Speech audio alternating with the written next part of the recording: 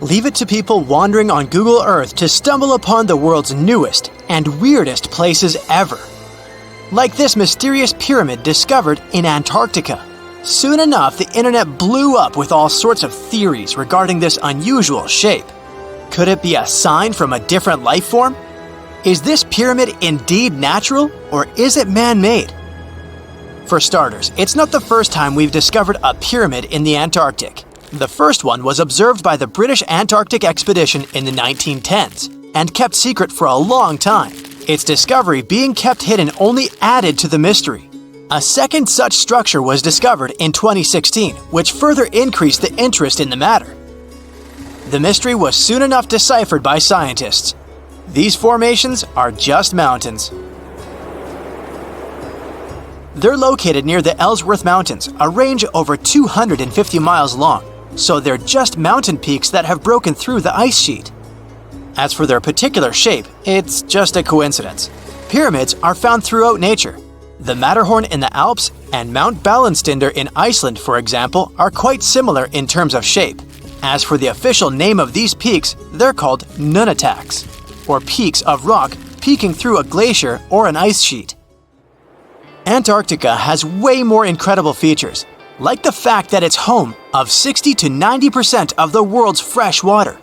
That's because its ice sheet is the biggest on our planet, stretching across 5.4 million square miles. I'll spare you the calculations, but that leaves only 1% of the continent ice-free. Antarctica's ice reaches 2.7 miles thick at its deepest point, meaning half the height of Mount Everest. Should it ever melt completely, our sea levels would rise to roughly 200 feet. It wasn't always this cold, though. At some point in our planet's history, Antarctica had some average temperatures as the city of Melbourne has today. It took a lot of research, but scientists figured out that Antarctica's temperatures could have reached up to 62.6 degrees Fahrenheit. Sure, that was 40 to 50 million years ago, but if you think about it, it was at the same time when dinosaurs roamed our Earth. Time is also different on this icy continent. All the lines of longitude that help us calculate different time zones merge into a single point at the South Pole. Here, there are 6 months of daylight in the summer, followed by 6 months of complete darkness during the colder season. So, scientists working here stay, on average, in the same time zone they've come from.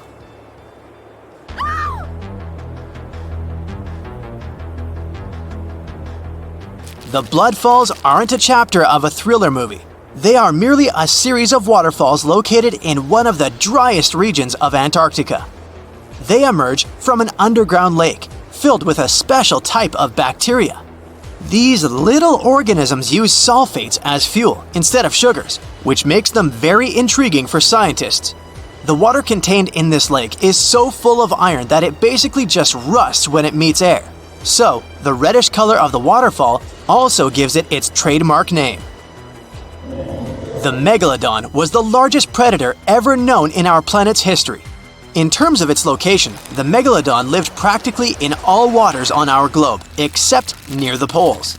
The reason why there are no megalodon teeth found in Antarctica is probably because the gigantic creature was adapted to only warm tropical and subtropical waters.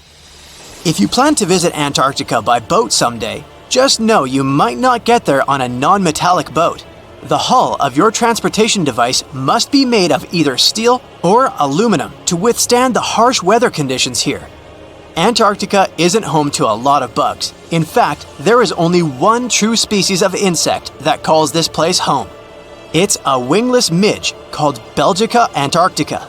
This fly is so tiny that it only reaches 0.08 to 0.23 inches long, but it's still the Antarctic's largest terrestrial animal. A lot of Antarctic fish also come with an antifreeze substance in their blood. They don't necessarily need it for protection against the cold temperature, but mostly against touching ice.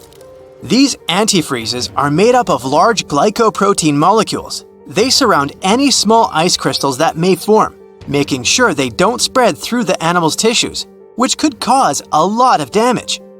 They also create a sort of small pillow blocking the sharp ice crystals, so they're less likely to cause any pain.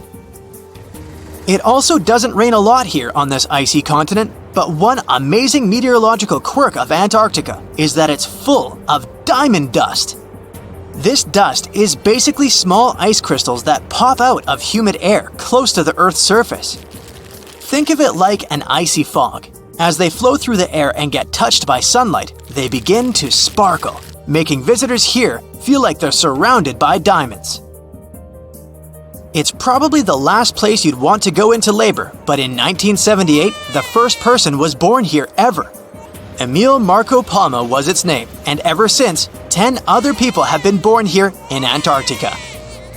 There's a lake on this icy continent that is so full of salt, it makes it impossible for it to freeze over, even if temperatures can go as low as 5 degrees Fahrenheit. That's because pure water freezes at 32 degrees Fahrenheit. Water that has salt in it, or any other substance for that matter, will freeze, but at a way lower temperature. That lower temperature is adjustable depending on the substance itself and the amount that has been placed into the water. Antarctica was the last official continent to be discovered.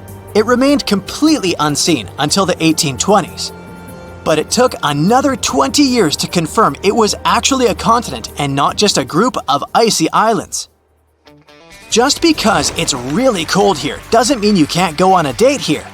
One December night, an American scientist that was posted in Antarctica logged into a dating app simply out of curiosity. He was certain no other profiles would show up, but to his surprise, he found someone soon enough.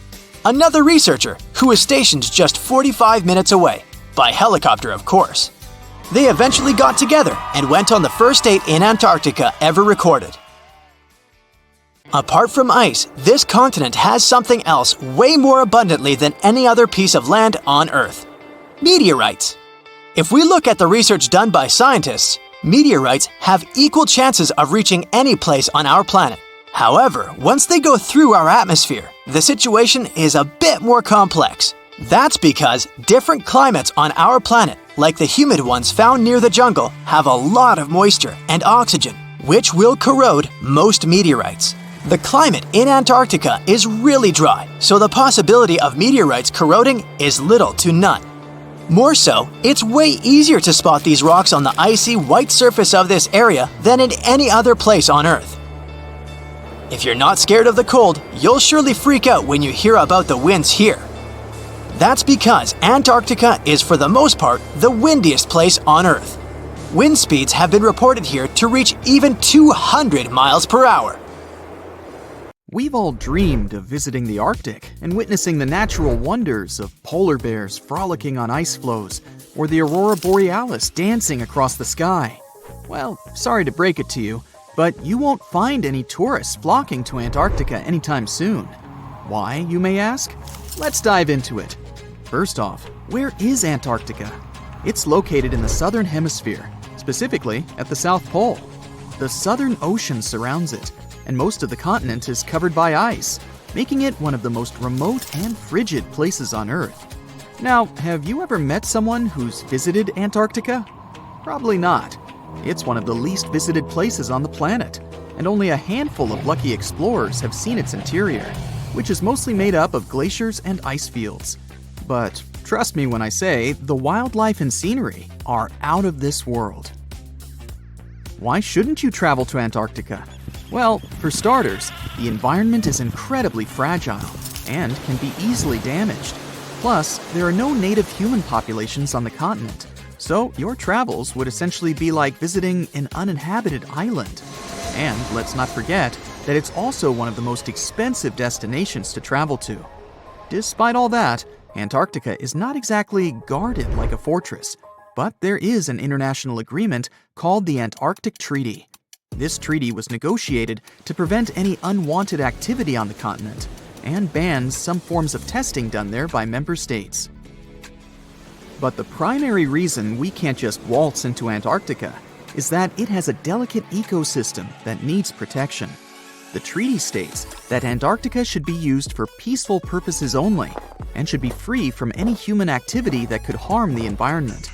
Scientists are still learning about the continent's unique ecosystem, and our activity and machines could disrupt the delicate balance that exists there.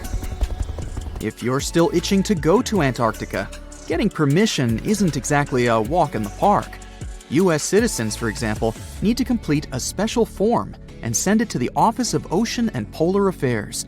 And once you're there, you'll need to follow some strict guidelines to protect the environment, like not disturbing any wildlife or taking souvenirs like rocks, plants, or animals. Now, technically, can you live in Antarctica? While there are no laws banning people from living there permanently, it's a very inhospitable environment and unsuitable for human habitation. Temperatures can reach -76 degrees Fahrenheit and below, making it nearly impossible for anyone to survive without the proper equipment and experience. Plus, the nearest piece of land is over 1,000 miles away, making any inhabitants completely cut off from the rest of the world. Who knows? Maybe one day we'll get the chance to visit this unique and fascinating continent. But until then, let's admire it from afar. Let's now talk a bit about the discovery of Antarctica. Unlike other places that were already inhabited, Antarctica never had a native human population. Ancient Greek philosophers had an idea about the continent and called it Antarctos, meaning opposite the bear. The bears it refers to are not the polar ones, though, but rather the Great and Little Bear constellations, which are only observable in the northern hemisphere. As a result, the term signifies the opposite of the land of the bear. Whaling and sealing voyages in the late 1700s and early 1800s would venture further south when rounding Cape Horn at the tip of South America. It was known that going further south often meant stronger winds, but also the risk of hitting floating ice of all sizes and of winds and seas that could prove dangerous to the ship and crew. Captain James Cook was the first to cross the Antarctic Circle on January 17, 1773, in the Ross Sea region. He reached a point further north a year later, and though he didn't sight land, he came to within 50 miles and saw deposits of rock held in icebergs, indicating that a more southerly land existed. The first sighting of Antarctica is widely acknowledged to have taken place in January of 1820, during the voyage of two ships under the command of Captain Fabian Gottlieb von Bellingshausen, as part of a 2-year exploratory expedition around the world to discover new lands. The captain's ships were the first to have crossed the Antarctic Circle since Cook. The first undisputed landing on Antarctica didn't happen until much later, on January 24, 1895, at Cape Adare during the whaling voyage of the ship Antarctic, led by Henrik Bull. A small boat with 6 or possibly 7 men on board rowed ashore during calm conditions. You might not believe it, but Antarctica is actually a desert. With all that ice, you'd think it'd be like a winter wonderland with snowball fights and hot cocoa all day long. When we think of deserts, we picture camels and cacti and people struggling to find water. But in Antarctica, it's a whole different story. The struggle isn't to find water, it's to find anything that's not covered in ice. And the average rainfall has been just over 0.4 inches in the past 30 years. That's like a few drops of rain compared to what we're used to. So technically, it's not the dunes or sizzling heat that makes a desert, well, a desert. It's the lack of precipitation.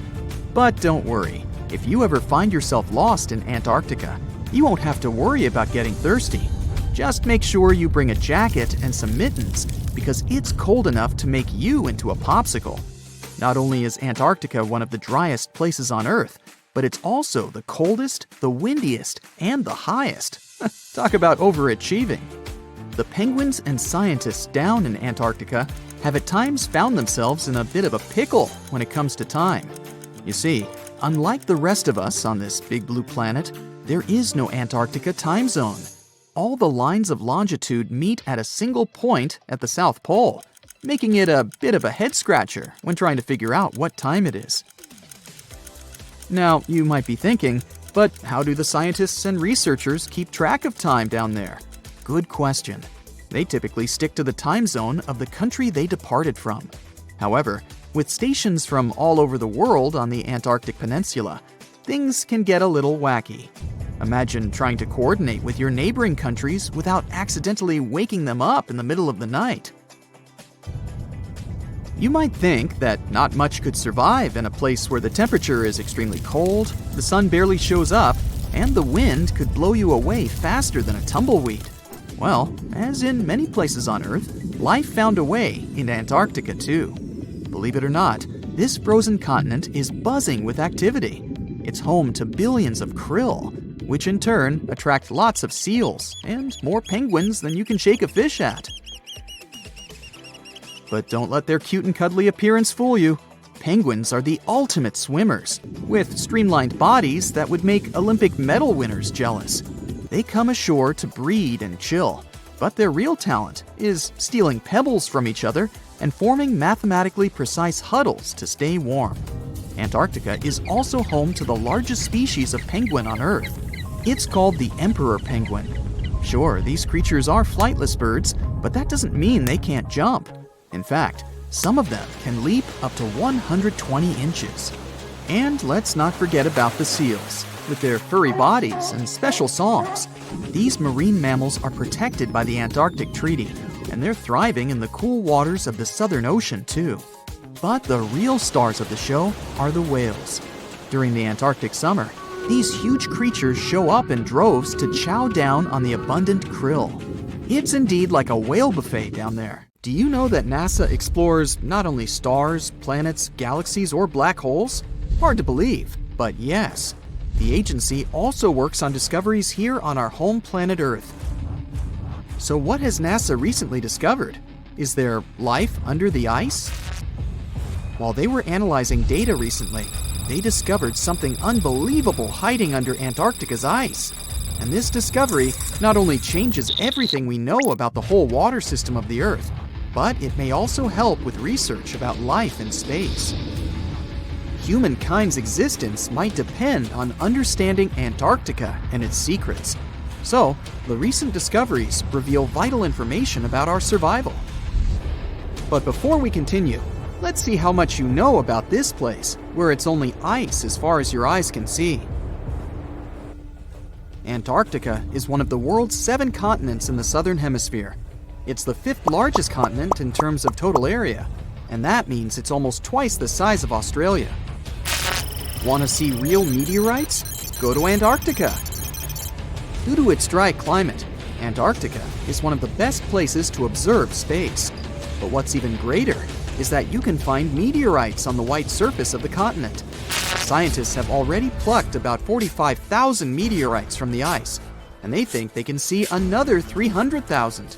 Since there aren't many terrestrial rocks there, it's easy for them to spot them, thanks to their dark color.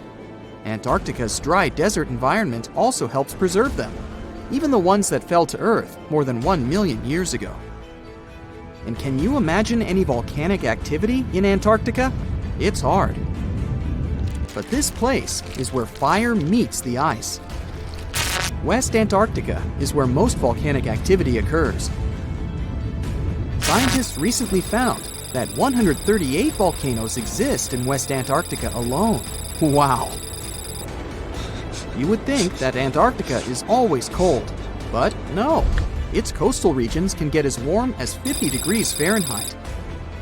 But have you ever wondered what Antarctica would look like if there were no ice? It may seem unimaginable now, but it was not always covered by ice. That was 34 million years ago, though, so nobody could tell how the continent's surface would be without the ice. But NASA changed that. They generated computer simulations and created the most accurate map of it as of today. What they saw was incredible. The continent was not flat at all like it seemed.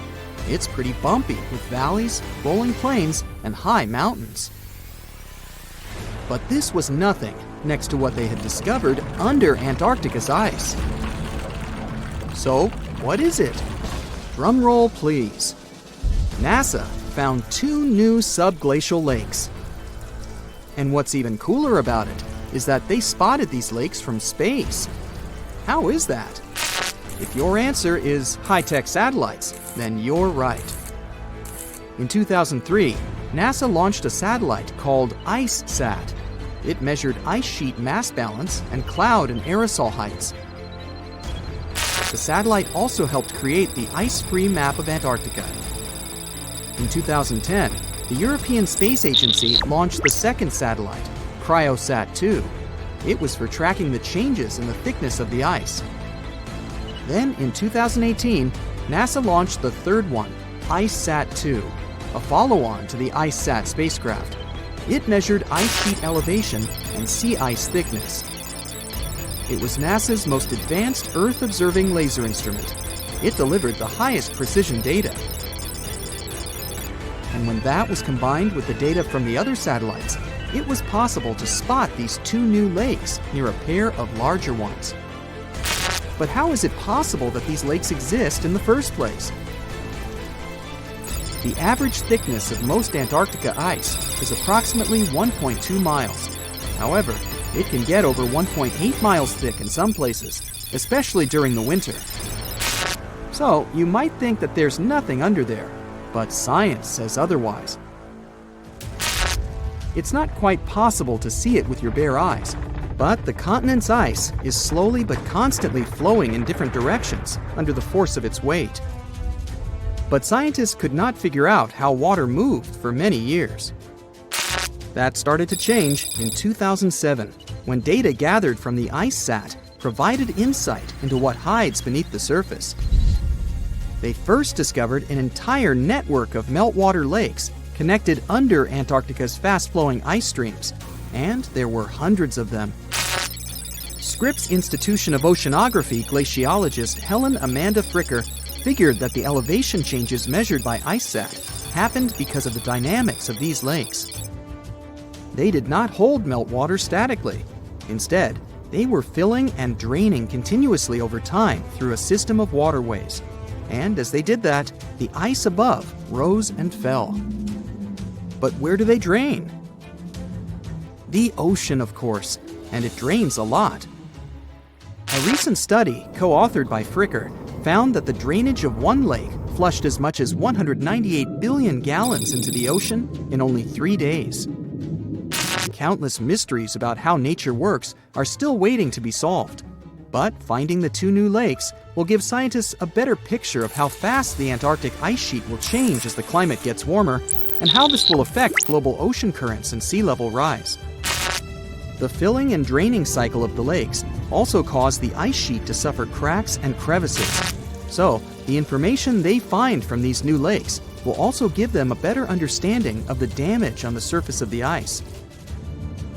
They will also be able to assess how this filling and draining system influences the speed at which ice slips into the oceans and seas. And that means they can evaluate how the added fresh water may alter marine ecosystems.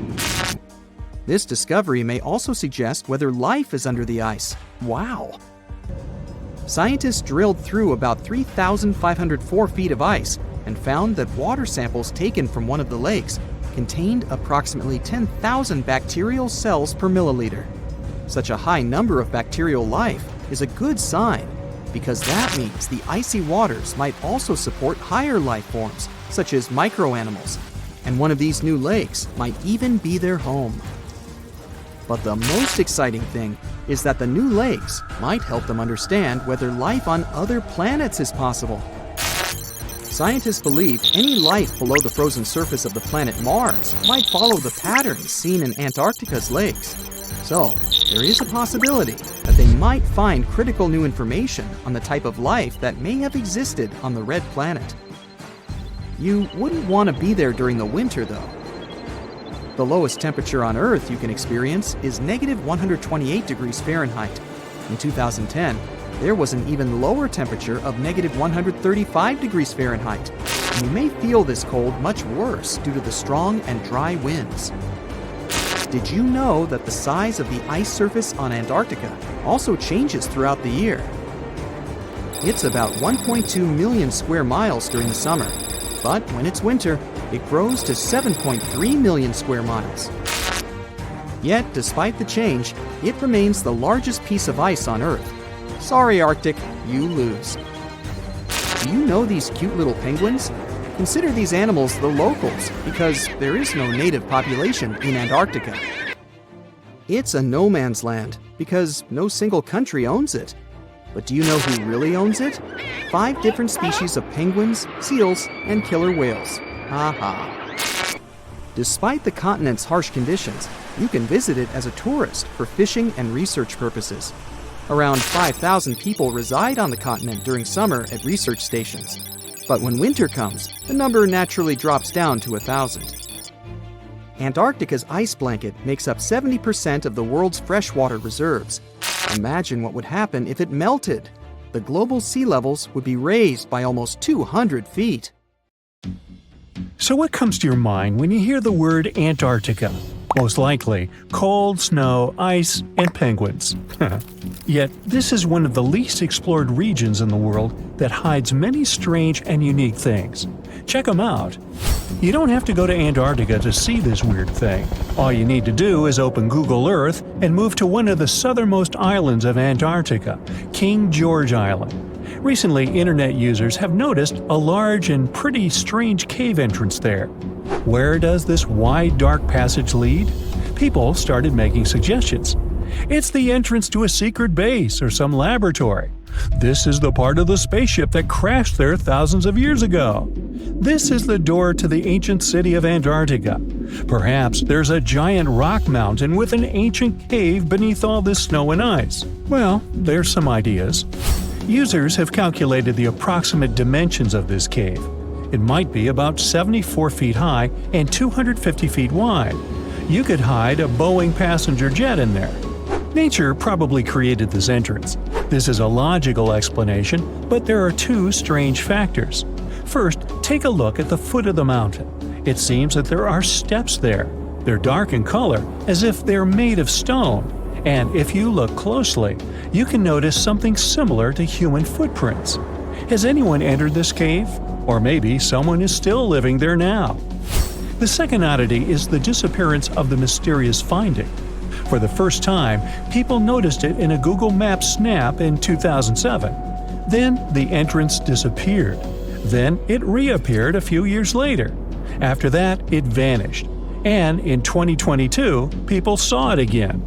Perhaps old snow melts, a new layer falls, and then the wind blows it away and the cycle repeats. But the alleged steps leading deep into the cave make one doubt the natural origin of this tunnel. You can easily find the coordinates on the internet and visit the cave via Google Earth. You might see something there and tell the world. There's another strange thing people discovered with the help of Google Earth. In 2020, one user found a strange object that looked like a giant ship 100 miles off the coast of Antarctica. It was covered with ice and snow and lying on its side. It looked like a cruise ship. You could notice the windows, the deck, and the bridge. But not all people agreed with this. Some claimed it was a spaceship. Others said it was some kind of secret building. The user who first noticed the ship stated that its size was about 400 feet, which is the perfect length for a passenger vessel. But what is this ship doing in such a remote place in the middle of a glacier? How did it get here? Who was its captain? No one has found the answers to these questions yet. In 2016, people using Google Earth discovered a photo of an unknown sea monster floating off the coast of Antarctica. This creature resembled a giant squid with a length of about 200 feet. This is slightly shorter than 3 train cars. Just imagine this kraken swimming in Antarctica's dark, icy waters and dragging to the bottom everything it meets on its way. Maybe it's the great and terrible Chulu, or one of its offspring. You will quickly notice this blood-red waterfall among Antarctica's endless, dazzling white landscapes. Don't worry, it's not blood. For many centuries, the waterfall has been painting snow in a bright red color. The stream flows straight out of a white iceberg. Let's look inside and find out what's happening there. Millions of years ago, there was a small crystal-clear pond, but then a glacier formed around it. A thick layer of ice and snow blocked sunlight, heat, and oxygen access.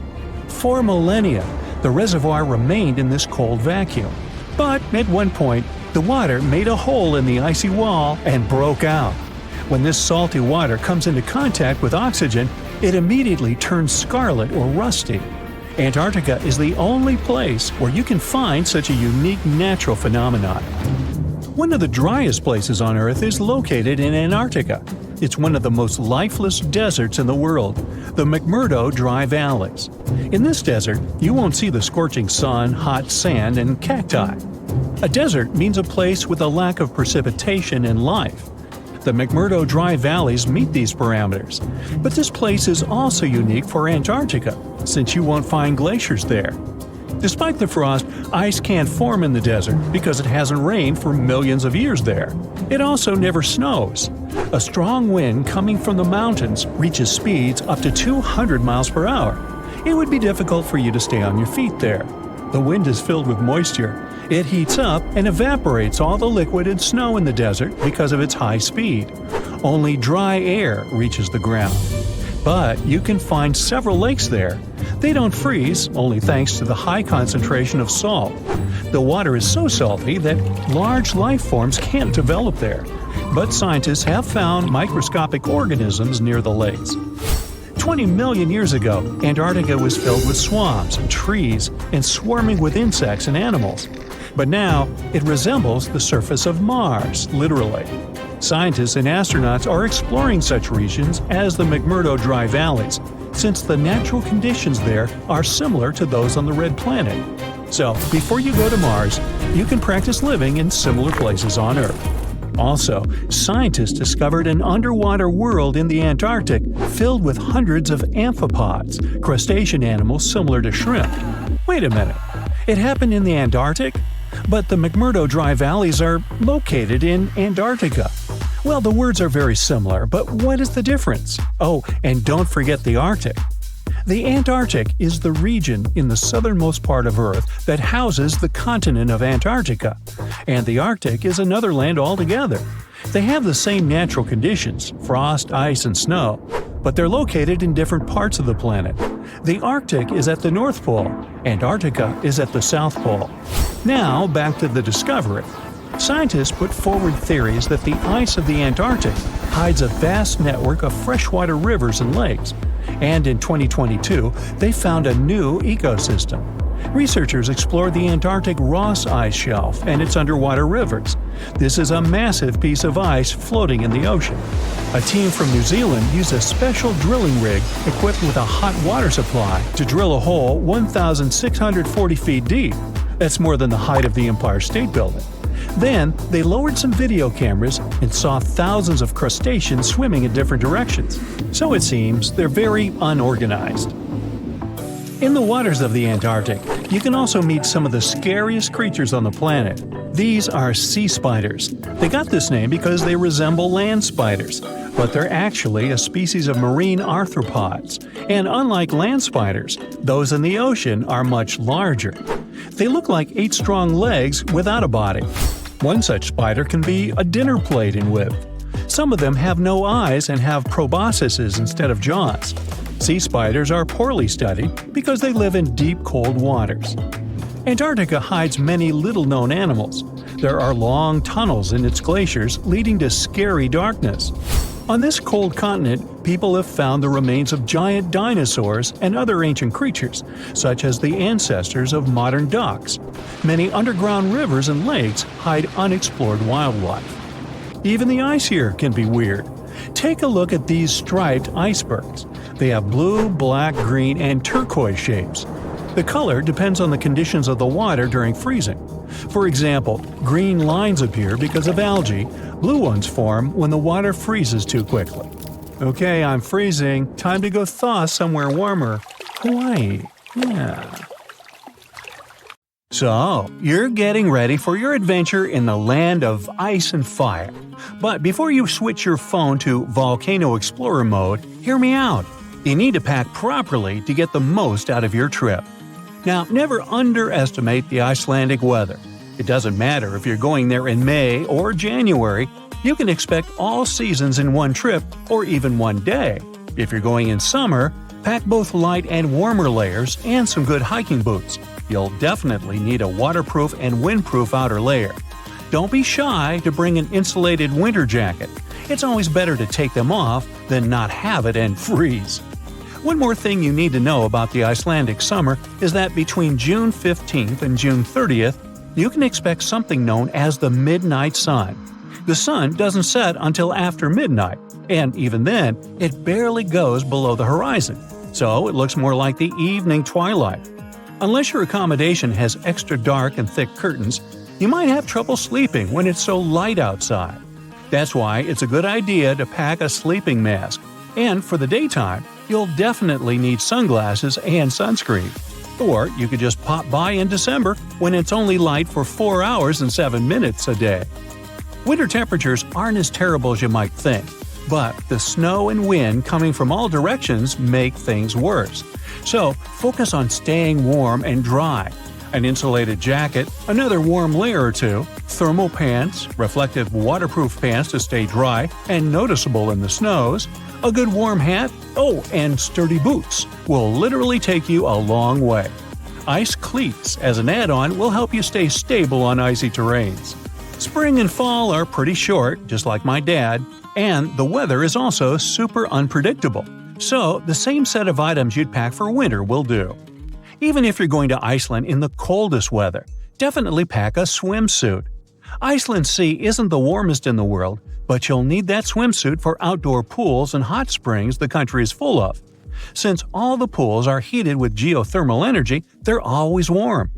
The locals and tourists swim in all sorts of weather conditions, yes, even in the snow. The Blue Lagoon is the most famous geothermal spa. It uses seawater coming from around 6,500 feet underground, and it comes with useful earth minerals. Once it gets heated up by a nearby geothermal plant, a mix of ocean and fresh water pours into a lava pool at a temperature of around 102 degrees Fahrenheit. It gets its postcard-worthy turquoise color from the silica in it, reflecting sunlight. Definitely bring a reusable water bottle for the trip. You can refill it with tap water since it's perfectly safe and healthy. The country is full of pure springs and glaciers, and that high-quality water goes to every tap. There are 0 chemicals in it, so it's officially some of the clearest kinds of water in the world. All you have to do is wait a bit when you change from hot to cold water. Hot water also comes to Icelandic homes straight from the spring and is heated by geothermal sources. The sulfur in it makes it smell like rotten eggs. Although it's yucky, it's totally harmless. Bottled water is overpriced and it literally comes from the same tap. Icelanders will have no problem speaking and understanding English, but if you want to feel more like a local, you could bring translation earbuds. Icelandic is pretty difficult to grasp on the go and might sound unusual. The language has less than 500,000 native speakers, but they're super proud of it, and it keeps growing. Instead of borrowing words from other languages for new concepts, they create new words or repurpose some old ones. The Icelandic for computer, for instance, totally translates as the number oracle. There are over 130 ways of saying wind, and 112 of them are written on a wooden walkway from the calmest to the strongest wind, just in case you want to learn them. There are also some concepts the English language just doesn't have. For example, this – window weather. It's the kind of weather that looks good from the inside, but once you step out, you regret your decision. Makes sense to me. In case, for some reason, you were planning to bring a horse to Iceland, stop right there. The Icelandic horse is one of the oldest and purebred horses in the world, with a history of the breed going back to the 10th century. The story goes that the ancestors of today's beauties were carefully selected to be brought to Iceland from Norway during the Viking years, and no one has imported any other horse breeds to Iceland since the 11th century. It is banned by law. This complete isolation helps the Icelandic horses stay super healthy and live a long life. These beauties used to be the only form of transportation in the country. They've adapted to survive in all kinds of weather conditions and have grown, although they still don't look huge. And when you see it, never call it a pony. It can offend the locals. Now, I don't want to be the one to tell you, but your wish won't come true just because you threw a coin in one of Iceland's thermal springs. The signs forbidding throwing coins are all over the place for a good reason. The coins keep hanging in crystal clear waters, ruining the natural look of geysers and pools. Plus, researchers have proved that coins and other trash can change the color of the thermal water for good. That's precisely what happened in Yellowstone. The Morning Glory pool changed its color from tropical blue to green with orange and yellow hues.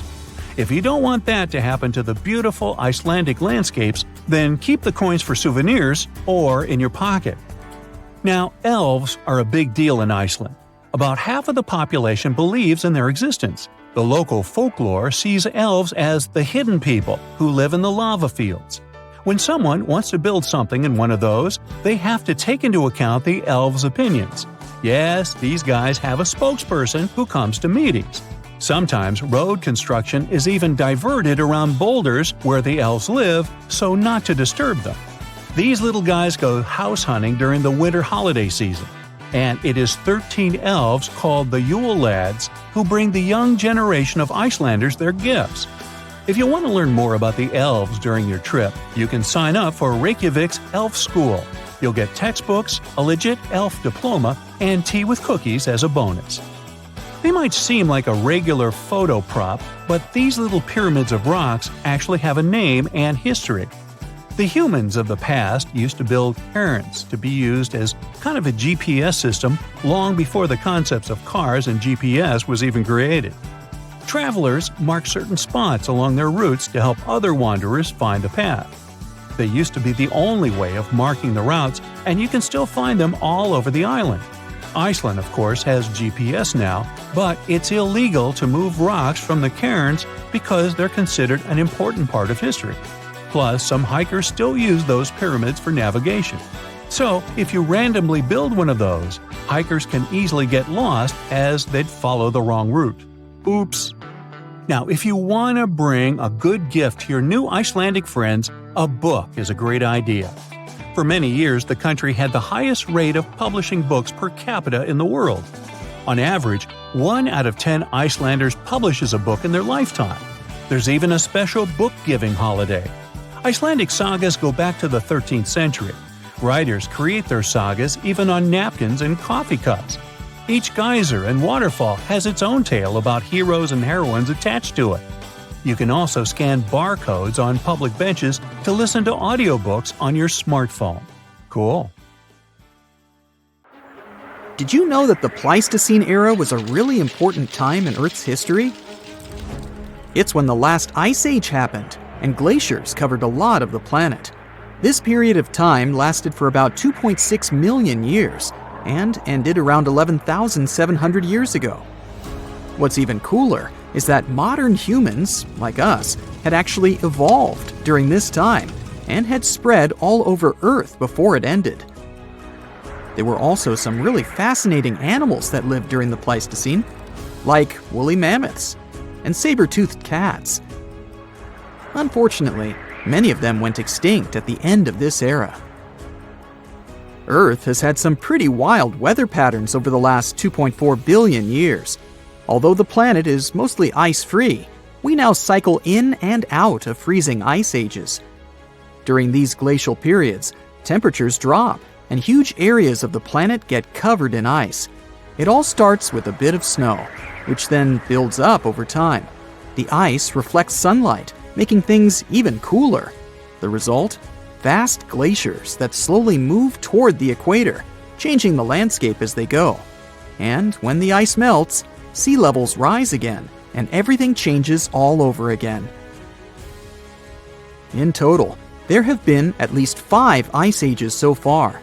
The first one was so intense that the whole planet turned into a huge snowball. Right now, we're actually in the middle of an ice age, but we're currently in a temporary warm spell that started around 11,000 years ago. These warm periods are called interglacials, and we're not quite sure how long they last. There are still massive ice sheets covering Antarctica and Greenland that hold 75% of Earth's fresh water. When these finally melt, it'll mark the end of the current ice age. Earth's temperature is affected by something called the Milankovitch cycles. Basically, the amount of heat we receive from the sun changes over years, decades, and millennia because of Earth's orbit, tilt, and axis angle. There are 3 different patterns to these cycles. The first is called eccentricity, which is all about the shape of our orbit. The second is obliquity, which has to do with the tilt of the Earth. And the third is precession, which is like a wobble as Earth spins.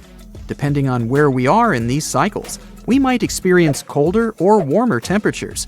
But other things, like the position of continents and the atmosphere, also play a role in our planet's fate. For example, our planet's orbit is not quite circular. It's actually a bit elongated, shaped almost like an egg. That means we're sometimes a little closer or farther from the sun, depending on the time of year. We call the point farthest away from the sun the apogee, and the closest point is the perigee. When we're at the apogee, we're moving away from the sun, but gravity eventually pulls us back toward it. This means our orbit changes a little each time, gradually shifting our position relative to the sun. Don't worry, even though the orbit changes over thousands of years, it doesn't have a big impact on our day-to-day lives. Changes in Earth's orbit can affect how much sunlight we get during the summer. This means that ice sheets in the northern hemisphere will melt less, and over time, they actually start to grow. As they grow, they reflect even more sunlight, which makes the climate even cooler and spreads the ice even farther. This process can last for a really long time, like 10,000 to 20,000 years, and eventually, it brings the planet into its next freezing season. As for the next ice age, scientists believe it might be postponed indefinitely. They've found that our human interaction with the environment, like the use of fuels, could delay the next ice age by up to 100,000 years. Earth's past ice ages were linked to the amount of solar radiation and carbon dioxide concentration in the atmosphere, and this research can even help us predict future cycles. It's amazing to think that our actions now could affect Earth's future for thousands of years to come. And while it's not really important when the next ice age begins, it's pretty cool to know that humans have the power to shape the future on a geological timescale. Ice ages have had a huge impact on our planet and human civilization. So it's fascinating to think how our actions now might change things, maybe even for the better. What did life look like on our planet during the last ice age, though? Well, North America, for instance, was home to some huge creatures. Mammoths, saber-toothed cats, giant ground sloths, and mastodons were just a few of them. And get this, even Europe had an 11-foot tall flightless bird that weighed almost as much as a polar bear. Meanwhile, down under in Australia, there was a giant lizard that lived in all sorts of habitats during the same time period. Even though some animals from the Pleistocene era aren't around anymore, you might recognize many of those that are still around today. In Alaska, for example, you can still find brown bears, caribou, and wolves. People just like us actually lived through the Ice Age too. Our species, Homo sapiens, has been around for about 300,000 years. And we've spread all around the world since then. Some of our ancestors stayed in Africa during the Ice Age and didn't feel the full effects of the cold. And others ventured out into other parts of the world, even into the chilly glacial environments of Europe. Our early relatives, like the Neanderthals in Europe, and the mysterious Denisovians in Asia, were also around during this time. Although they seem to have gone extinct before the end of the Ice Age, it's pretty amazing to think about all those different hominids that roamed Earth during that period. What's also fascinating is how our species managed to survive the Ice Age, while some of our cousins didn't. Some experts believe that our adaptability, social and communication skills, and the use of tools played a huge role in it. And guess what?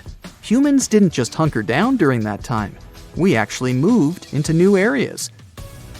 Fossilized footprints found at White Sands National Park in New Mexico prove that humans have been in North America since at least 23,000 years ago. That's close to the peak of the last Ice Age.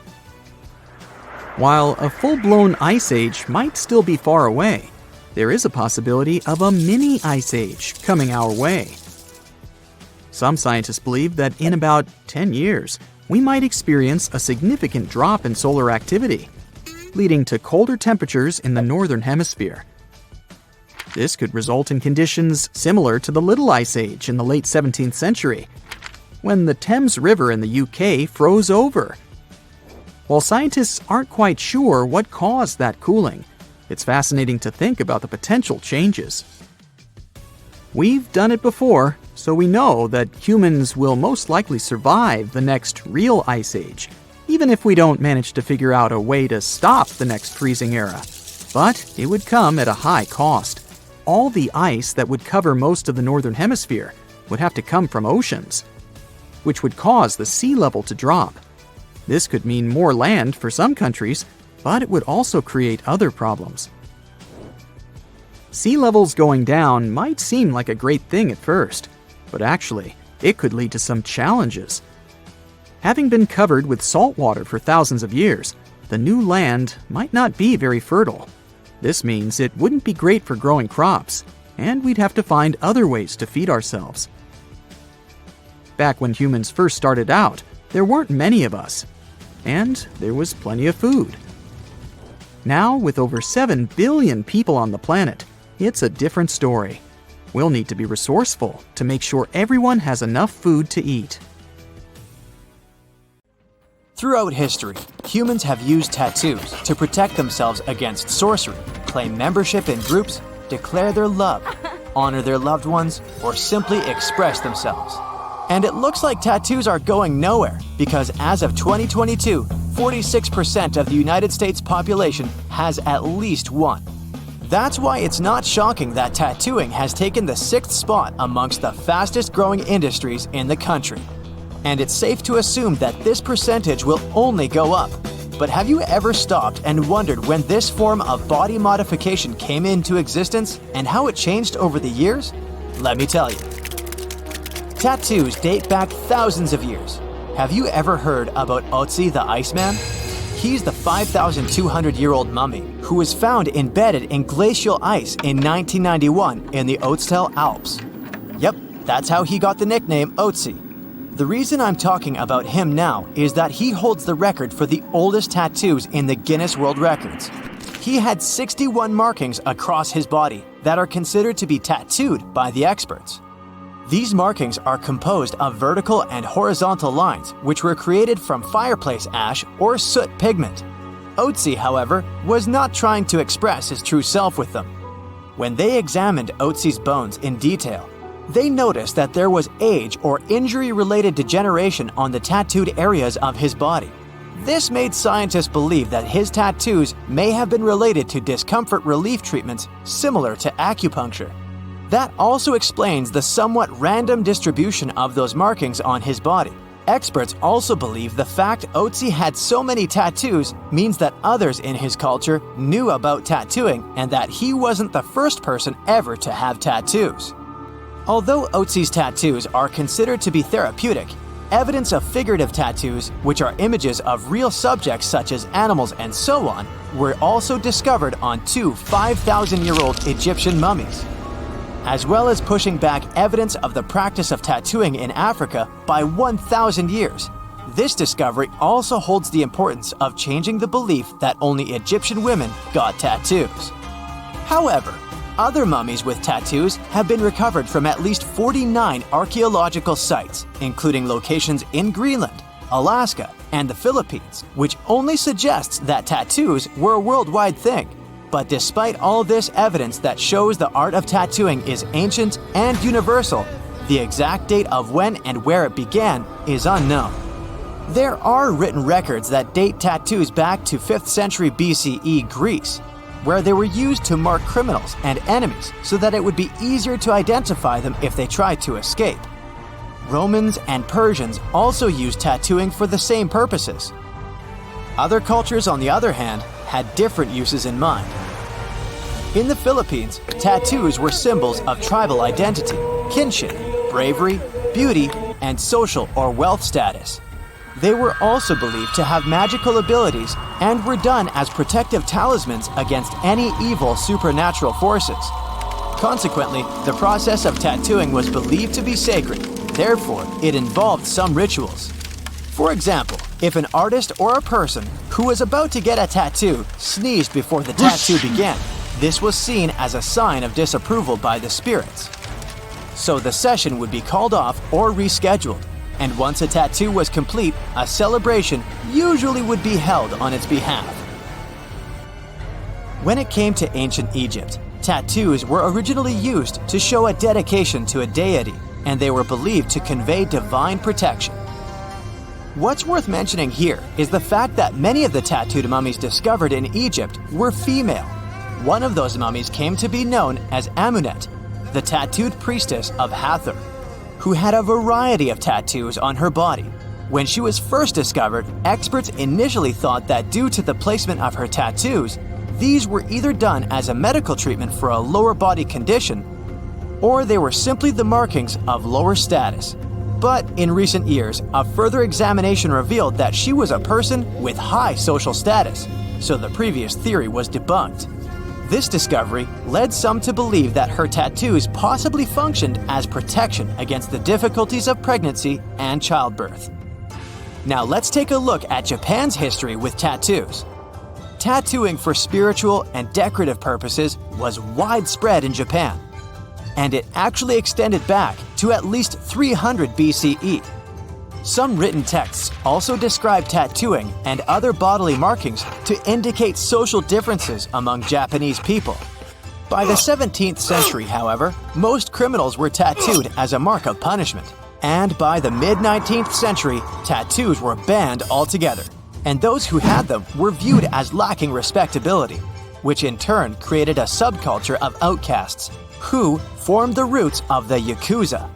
But how did the modern and more expressionist role of tattoos in the Western world begin? James Cook was a British explorer and captain who was famous for his 3 voyages to the South Pacific, which took place between 1768 and 1779. During one of these voyages, he traveled to the Tahitian Islands, where he was introduced to the art of tattooing. When he landed on the island, he was surprised and impressed by the heavily tattooed men and women, and he wanted to make note of them in his logbook. So, to describe their body art, he used the term tattoo after hearing the locals use a word that sounded similar to it regarding their markings.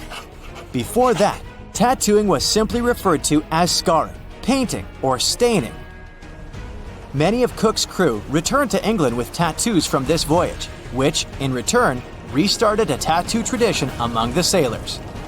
They started using tattoos as a way to record their travels. For example, they would get an anchor tattoo if they crossed the Atlantic Ocean successfully, or a shellback turtle tattoo if they crossed the equator. This paved the way for the traditional style of tattooing. By the 19th century, although tattoos were still largely associated with sailors, they had spread to British high society as well. During the 1870s, they had even become fashion statements among some members of the upper classes, as well as royalty. The people who had them among the high society included British Prime Minister Winston Churchill's mother, Lady Randolph Churchill, Prince of Wales, the future Edward VII, and his sons, as well as several of Queen Victoria's relatives. It was even rumored that she herself had a tattoo of a tiger fighting a python in the area of her body that could easily be covered with clothes, just in case. This all led to tattoos becoming a mark of wealth by the late 1880s. In 1891, the tattoo machine was created by Samuel O'Reilly, who was a New York City tattooer himself. His design was based on a modification of Thomas Edison's electric pen, which was originally designed to help businesses with document duplication. It was also around the same years that tattooed women started to make appearances, though mostly in the circuses to entertain people. Although that industry eventually slowed down, by the 1920s, more women began to get tattoos as a cost-effective alternative to makeup, since products were so expensive at the time. In 1939, Mildred Hull became the first female to open her own tattoo shop in New York. It was around this time that the US introduced social security numbers, and many citizens got theirs tattooed on their bodies as a memory aid. However, despite these tattoos, decorative tattoos continued to be looked down upon. If you had a tattoo during the 50s or the 60s, you would still be viewed as a rebel or a criminal by the majority of people. In 1961, the New York City Health Department actually banned tattoos because they saw them as the cause of spreading diseases. The ban was not lifted until 1997. Today, tattoos are so common that even toys have them. So there's no ban, no stigma, no style or color restriction, and nothing to stop you from getting the tattoo of your dreams. Maybe except your mom.